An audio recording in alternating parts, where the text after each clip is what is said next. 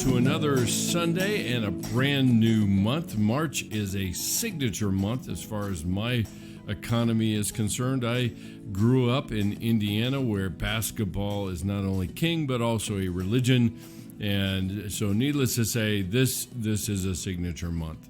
We are moving into championship week for those of you who don't know or don't care, and so we're moving into a few weeks of March Madness, as it's been called, and I love it. I love it. It's a blast, and I love to watch all the games and the other things. Now I can't get as many as I would like, but I do my best to keep up with it all. So we're starting out with March. This is a signature day, I think, even in Colorado, where some of the first cases of COVID-19 were diagnosed, and we're rounding in on a year, which is just overwhelmingly stunning. And we're enjoying the opportunities, at least, to get our hands on some vaccine and things like that hopefully will make us less prone to be affected by a virus like this. So there's hope in the air. Certainly spring is in the air. I've been hearing, or I've been told at least, that somebody has spotted the robins, which certainly in the Midwest where I grew up, robins were an indication that spring was coming.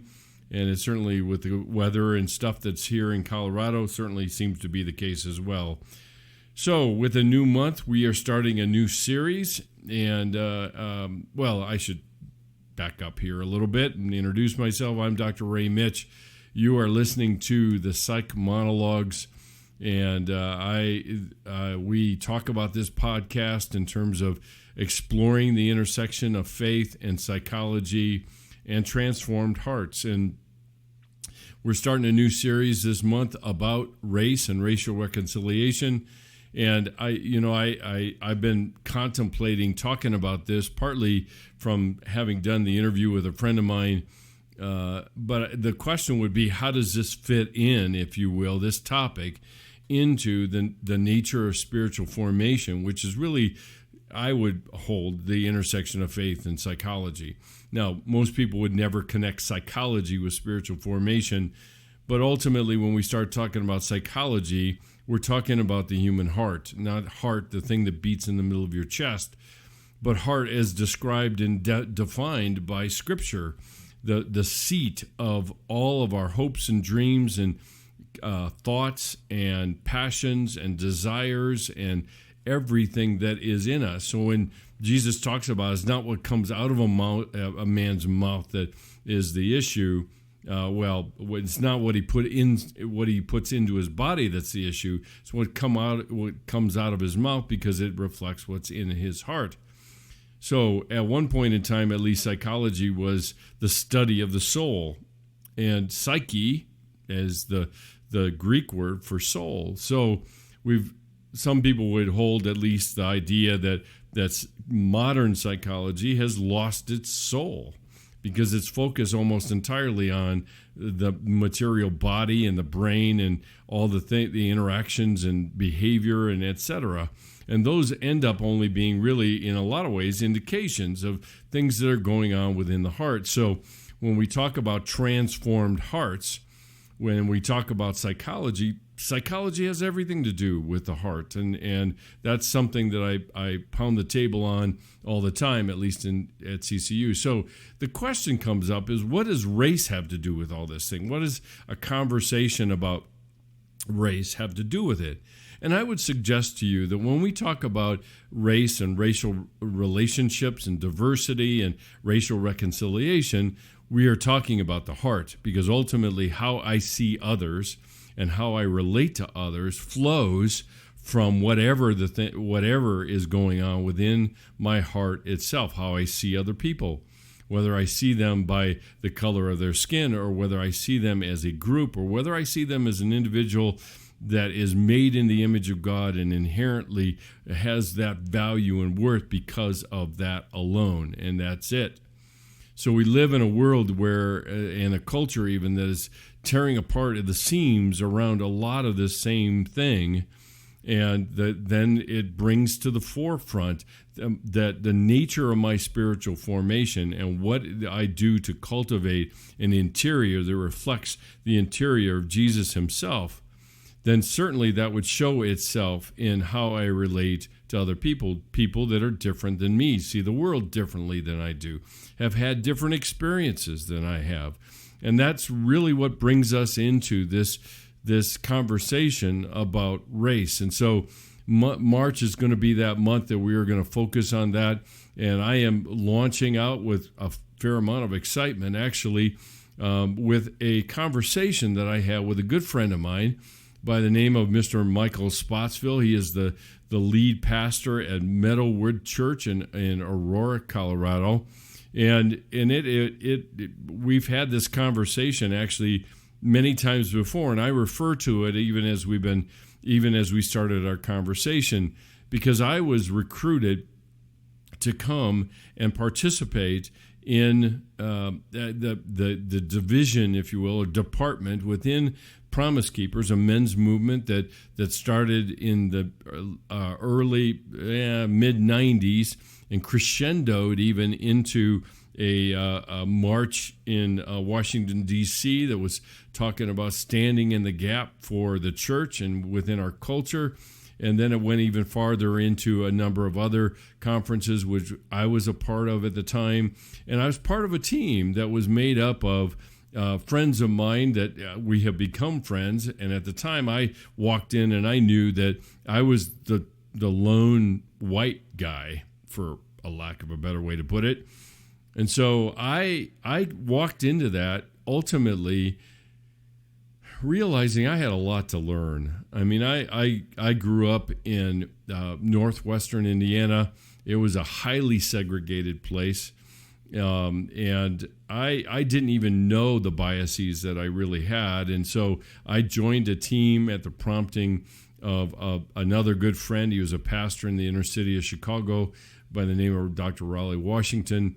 And we began to work together and forge relationships and friendships. And Michael was one of those people that we would sit around a table in my office and we would talk about how we would create resources for pastors and churches that would sensitize and heighten the awareness of the need for racial reconciliation.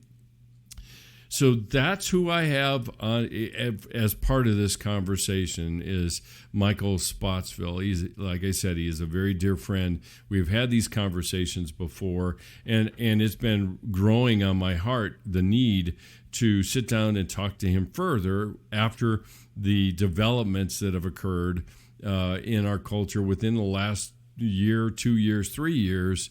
It crescendoed last May around the George Floyd incident. And I recognized within myself a need to update and upgrade even my understanding of how somebody who is an African American sees that incident and what happened. And it was horrific. It was absolutely horrific. And so I asked Michael to sit down with me and we would have a conversation around the issues and around the things that confront the church. And the reality is Sunday still remains to be the most segregated day in the country when it comes to black and white churches and the time that is spent before God as people of God and of many races and colors and creeds and languages even, and yet we're still congregating in separate places. And so what you have coming up here is a conversation between Michael and I just on this issue of racial reconciliation within the church. What are the key issues?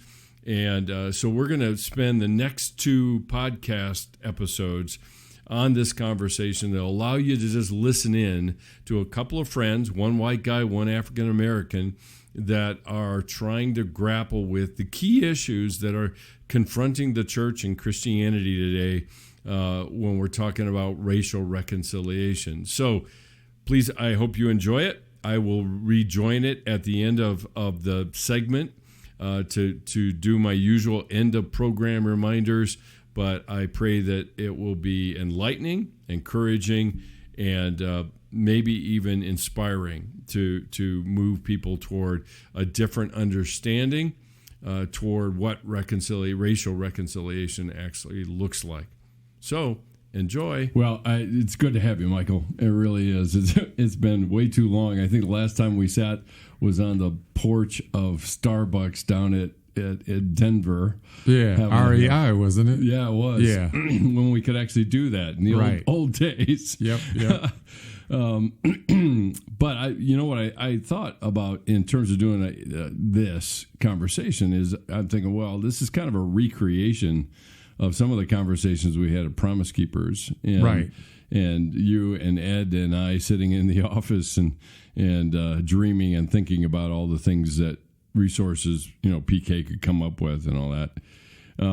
But I guess, this thought has gone through my head for a while since the George Floyd thing blew up in the summer, and I was thinking I need to sit down with Michael and hear his thoughts about some of that. Yeah. So maybe the easiest place to start would be then and now. The kinds of conversations we were having at Promise Keepers about racial reconciliation and Sunday being the most segregated day, et cetera, et cetera. And then where are we now? And I'd love to hear your thoughts on that as far as that comparison. What would you say? When you say where are we now, are you talking about the church, the culture? Yeah, let's start with the culture and then we'll zoom in on the church. Yeah. What's your thoughts on that? Well, if you want to go back to 2014 when Michael Brown was killed and fast forward up to now, and you take a look at everything that's going on recently, you'd have to say the nation is more polarized now than it's ever been racially. Yep. Then there's been the emergence of Black Lives Matter, probably, say, 2014. And that movement has gained momentum. And I think overall it's going to be injurious to the black community if that movement continues to gain momentum. It's anti-family, it's anti-male, it has some serious Marxist leanings. And, if you look at the African American community now, 77% of children born in a family right now are born in one-parent families. Right. So if you destroy the family unit under the premise that is going to be raised by a village, what is that going to look like? Yeah. What kind of village is there? Yeah. So I think that's a problem. I think when you look at the church, I don't think the church has made any significant progress in the matter of racial reconciliation. And I think it's a spiritual problem. Racism in itself is a spiritual problem. You're hating somebody that's made in the image of God. Completely. That's a problem. Yep. That's a spiritual problem. Yep. I think Sunday is still the most segregated hour or two, in America.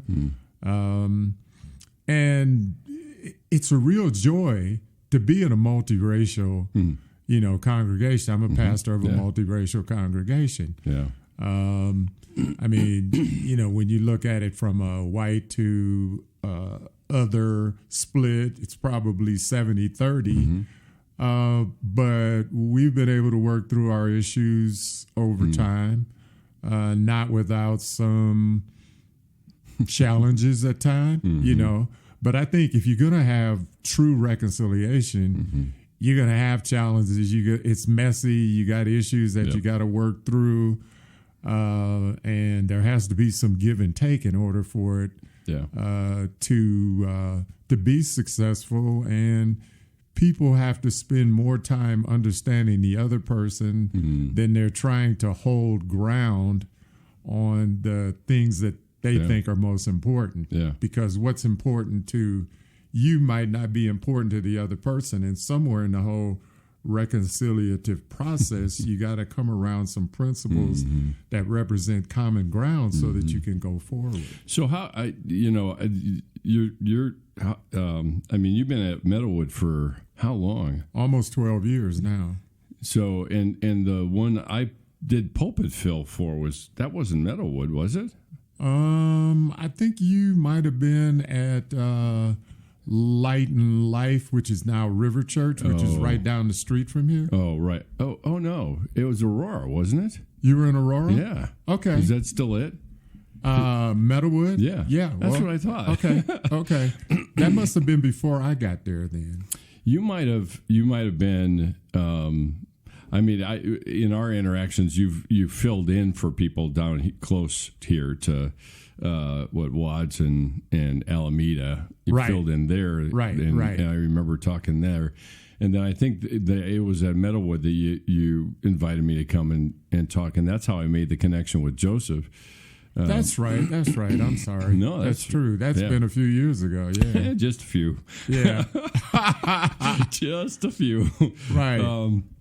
But I guess I wonder, even as that congregation, the one you're leading, has matured. I mean, what kinds of issues, when you say we have to come together and kind of work these things out and have some conversation, I mean, what are the main ones that you had to fight your way through or wrestle with in a multiracial church like that?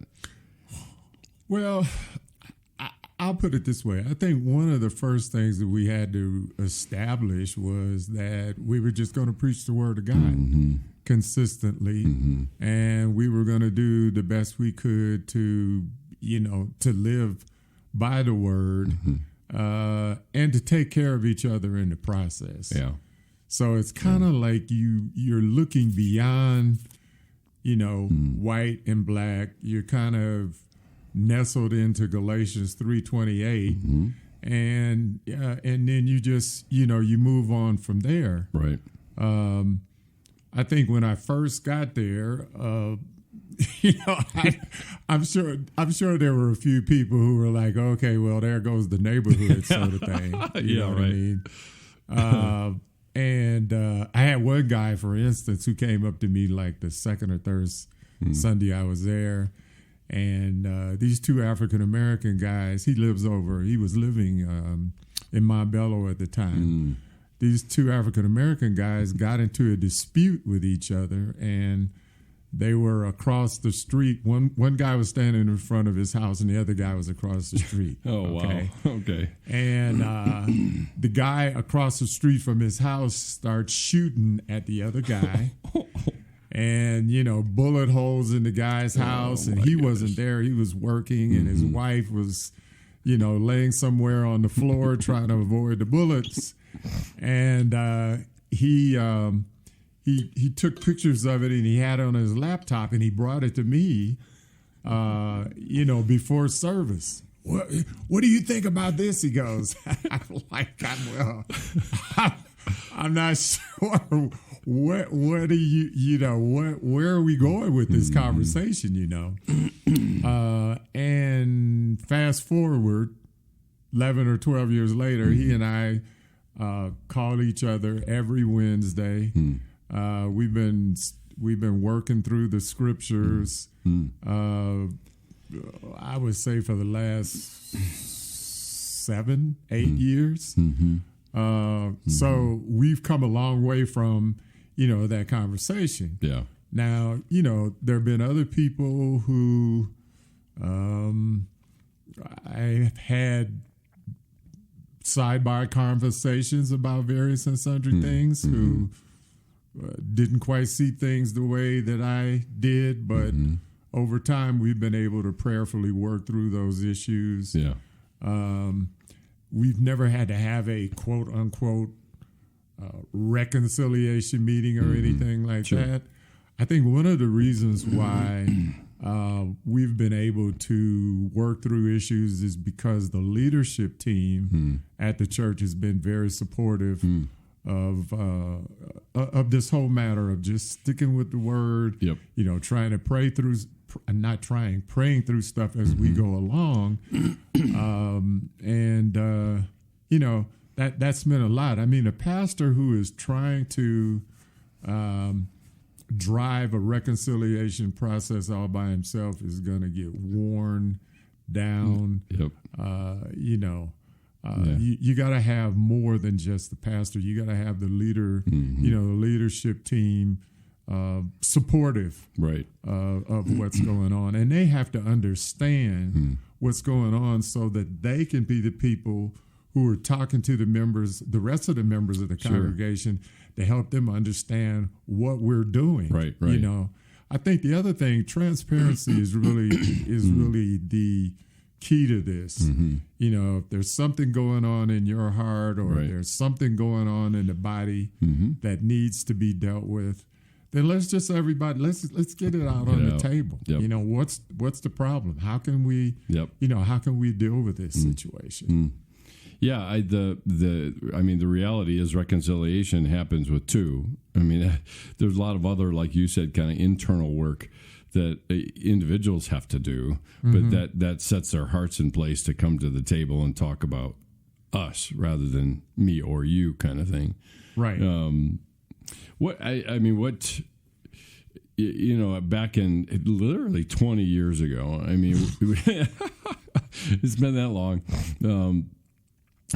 We were battling with a lot of pastors. I still remember, a meeting that we were at in Memphis with the African American pastors there, and some of the real significant fears, of the message that Riley and Coach Mack had about reconciliation, and you said the church hasn't moved that much. Is that fear still very present, or made it worse, or how would you gauge that? When I go back to, that's been almost 25 years ago now. Yeah, you predate me with Promise Keepers. Yeah. First of all, I think there was a struggle within Promise Keepers about what is reconciliation. Yeah. Okay. Because I think, let's say early 90s, there was a form of reconciliation that I think the ministry had embraced. And then there was probably in, 95, 96, when Raleigh came along, there was the Raleigh, Washington, what was the other guy that he worked with? Glenn K. Ryan. The K. Ryan Washington reconciliation. Right. Okay, and so there was this, back and forth. And then finally, I think the Washington K. Ryan racial reconciliation prevailed. However, I don't think that their brand of reconciliation was known nationally. Right. Okay. Specifically in the African American community. Yep. I didn't perceive that a lot of guys knew or heard of him or of this, reconciliation, and so there was some resistance. And I mean, I grew up in the African American church. I mean, I as a kid, and the African American church and what it stands for is a whole lot different than, say, what the white church stands for. Okay, the African American church is everything to an African American. Okay, you learn your history there. You become a leader there. There's just a lot of things that are a part of the African American church. Your community activism. It's a centerpiece. It's everything. I mean, your rappers come from the African American church. Right. Your R&B singers come from the American church. Your politicians come from the African American church. Okay, and so when you say reconciliation, it's like, what? What does that mean? Does that mean we have to give up some of the stuff that we're doing now? Do we have to become, Right. There's a whole lot of stuff that you got to work through before you start talking about how we're going to come together. Because if coming together means that I lose some of the stuff that I've been doing for hundreds and hundreds of years, then I'm not too crazy about that idea. Sure. You know what I mean? Yeah. But if coming together means that you give up some of your stuff and I might give up some of my stuff so that we have a better basis for getting along, that's fine. But let's identify what that is. Right. You know? Yep. Yeah. The way that you described it, I'm sure that we've had this conversation before, but I've forgotten it, is how much of woven in the church is in the African American community versus in the white community. It's like something you do, right, rather than being woven into the fabric of everything that every person does, really, within the backdrop. So it makes sense that when we have people banging the table about reconciliation, the first thought, and I want to make sure I'm squaring this with you, African Americans end up hearing it as, I've got to give something up. And I wonder how they see white people's attempt at that. Do you have a sense of that? Yeah. Boy, that's a really deep question. Let me look at it from a historical perspective. Sure. Okay, if you say the African American church. The African American church has been at the point of everything. If you go back to the 50s when Rosa Parks rode the bus and Martin Luther King was incited by that to, to begin the whole civil rights movement, and he carried the ball for that for a long period of time, the white church was not interested in, in the plight of improving the life of black people in America. They just weren't interested. At least they didn't seem interested. Yeah, right. Okay. Now all of a sudden you're interested. Why? Yeah. What's the change? Yeah, and what does that mean for us? Right. So I think that's the dynamic that I've seen, and it still exists.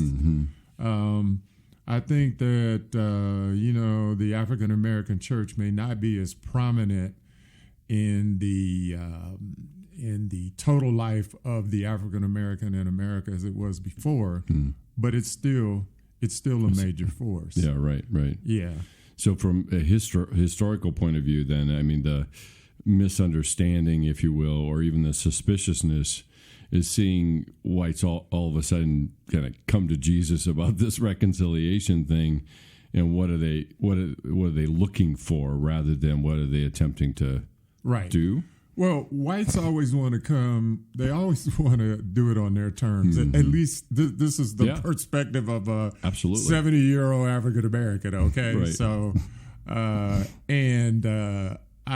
can remember just one incident. I was a pastor in North Carolina, pastor of a 100% African American church, and this white church across town had what they call Humanitarian Sunday. So they invited me to preach and my church to come along for for the Sunday. So I'm in the pastor's office with him, and he goes, first of all, let me tell you something. You only got 16 minutes to preach in the first service and 20 in the other one, because that's all the time they give us. I know you guys preach longer than that. So already this guy had already put me in the box, and the box was getting smaller all the time. Yeah, right. You know what I mean? You asked me to come over there and fellowship with you and preach, and now you're trying to tell me how long I can preach. The only thing he didn't tell me to do was what to preach. You know what I mean? And I think that's the dynamic that bristles the African American church, the African American pastor. I'll give you another example. All right. Well, thanks for joining me. And we'll continue this conversation when we regather in a week on March 14th. Michael and I will continue to talk about the various examples that he had and the interactions that he has had that I think lays the groundwork for a deeper understanding for really all of us. I think probably more for my white brothers and sisters, to see the perspective through another set of eyes. I find myself very much wrestling with shaking myself or pulling myself free of all of the other pieces of information that come into my head and into my awareness about the larger issue, and I forget about the relationships themselves. And that's where these things start showing up. So thanks again for joining me tonight. There are a couple of things I want to mention just at the end here. One, we are going to have a Q&A form on the website at drmitch.com for anyone that, as you're listening and you have questions, to pose the question on the website. We will be collecting them over the course of the next 2 or 3 podcasts here. And in the last podcast of the month or thereabouts, I will do my best to try to address them and talk about them in some length. I may be another opportunity to have Michael come back and talk about these between he and I and some of the questions that might come up along the way. So that's the first thing. The second thing is just subscriptions and following me on the website and Instagram. At Instagram, it's at the Psych Monologues, all lowercase. Facebook, ray.mitch. And in LinkedIn, drmitch are the places to subscribe. There is also a subscription box at the top right-hand corner of the website. So if you want to join there, you can, because you any new material, any new content that comes out on the website, you'll be able to be notified of that immediately as new material comes out. Also, if you want to subscribe to the podcast itself, we are available on most of the platforms that you might frequent, including Spotify, Stitcher, iTunes, Amazon Music, iHeartRadio. All of those you can find the Psych Monologues on as well. The last thing I want to mention, which I always do, is to partner with us to continue to grow the scholarship fund for the CCU silent retreats. And this is for students who a lot of times don't have a lot of money to experience something like a silent retreat. It is a thoroughly unique experience. It is a great opportunity to forward and continue the conversation about spiritual formation with students at a very formative time of their lives. And we have the ability now to accept tax-deductible gifts for the silent retreat. So on the website, you go to CCU, the drop-down menu to silent retreats, and at the bottom of the page, there is a link to be able to contribute to this fund through PayPal. And our upcoming one you can be in prayer about is coming up on April 8th through the 11th, 2021. We have a full stack, if you will, of students that will be joining us, 10 of those in all. We actually have some alums that are joining us as well. And it will be a great time, and I look forward to that every year. It will be even better, even more relishing to have it, because last year we had to cancel it because of the pandemic. Additionally, if you would like to contribute through check, you can also do that and receive the tax-deductible gift or provide us with a tax-deductible gift.